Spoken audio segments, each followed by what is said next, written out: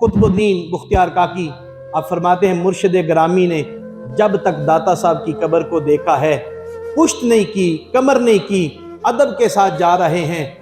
40 درویش بھی ساتھ ہیں، اور بھی لوگ عقیدت مند تھے، مرید ہو گئے۔ جب ہندوستان کی زمین کی طرف جا رہے ہیں تو 40 لوگ، 40 درویش آپ کے ساتھ ہیں۔ ہندوستان دہلی کا راجہ ہے، پوری ہندوستان کی حکومت اس کے پاس ہے، اس کے ہاں اولاد نرینہ نہیں ہے، بیٹیاں ہی بیٹیاں ہیں دہلی کے راجے کے پاس۔ اس کی بیٹی کا بیٹا تھا پرتھوی راج، اس نے وہ اپنا بیٹا بنایا ہوا تھا، منہ بولا بیٹا، اپنا بیٹا اس نے اجمیر کی حکومت منہ بولے بیٹے کے سپرد کی ہوئی تھی کہ اجمیر کا علاقہ تیرے سپرد ہے۔ جب ہندوستان میں خواجہ معین الدین پہنچتے ہیں تو ایک جگہ پہ جا کے ڈیرا لگاتے ہیں۔ اتفاق سے وہ راجے کے اونٹوں کے بیٹھنے کی جگہ تھی۔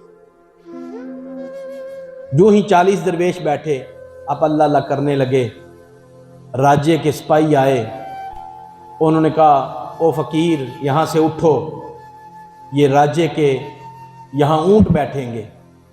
تو آپ مسکرا کے فرماتے ہیں اور بھی بڑی جگہ ہے، کہیں اور جگہ بیٹھ جائیں گے، اگر ہم یہاں بیٹھ گئے ہیں تو بڑی جگہ پڑی ہے، کسی اور جگہ بٹھا لو۔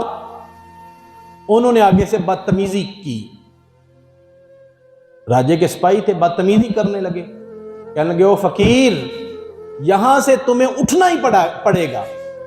جب یہ جملے بولے نا یہاں سے اٹھنا ہی پڑے گا، آپ فرماتے ہیں چلو ہم اٹھ جاتے ہیں، تمہارے اونٹ ہی بیٹھے رہیں، تمہارے اونٹ ہی بیٹھے رہیں، بیٹھے رہیں، اونٹ ہی بیٹھے رہیں۔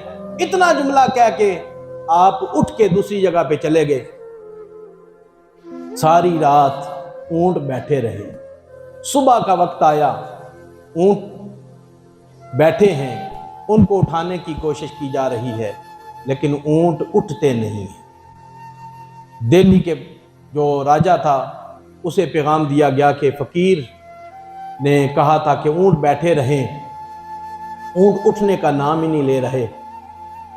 اس فقیر سے کہو جانوروں پر لوگ ترس کرتے ہیں، رحم کرتے ہیں، وہ تو بے زبان ہیں، ان پر جادو نہ کرو، جادو کرنا ہے تو اور کسی پہ کرو۔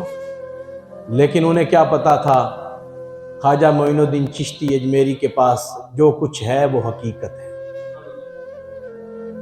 جب آپ گئے بیٹھے ہوئے تھے، اس کے کرندے گئے، جا کے کہا کہ حضور ہمیں معاف کر دیں، جانوروں پہ جادو اٹھا لیں۔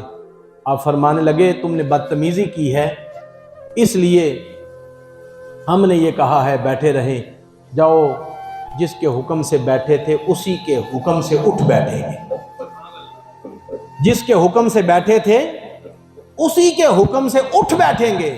اپنی طرف نسبت نہیں کی کہ میں بٹھانے والا ہوں، جس کے حکم سے بیٹھے تھے اسی کے حکم سے اٹھ بیٹھیں گے۔ اب دہلی کے وہ جتنے لوگ تھے راجے کے سپاہی گئے، لوگوں کا ہجوم کھڑا ہو گیا کہ دیکھتے ہیں یہ منظر کیا ہے۔ اللہ اکبر، نہ جانے اونٹوں کے اٹھنے میں یہی حکمت تھی، ادھر اونٹ کھڑے ہو رہے تھے، ادھر ہندوؤں کی زبان پہ کلمہ جاری ہو رہا تھا۔ ہزاروں کی تعداد کے اندر لوگوں نے کلمہ پڑھا ہے۔ کلمہ کیوں نہ پڑھیں؟ حضور نے فرمایا تھا معین الدین ہندوستان کے اندر جا کے تبلیغ کرو، اللہ تمہاری مدد بھی فرمائے گا، ہماری نظر بھی تم پر ہے۔ ہزاروں ہندوؤں نے کلمہ پڑھ لیا۔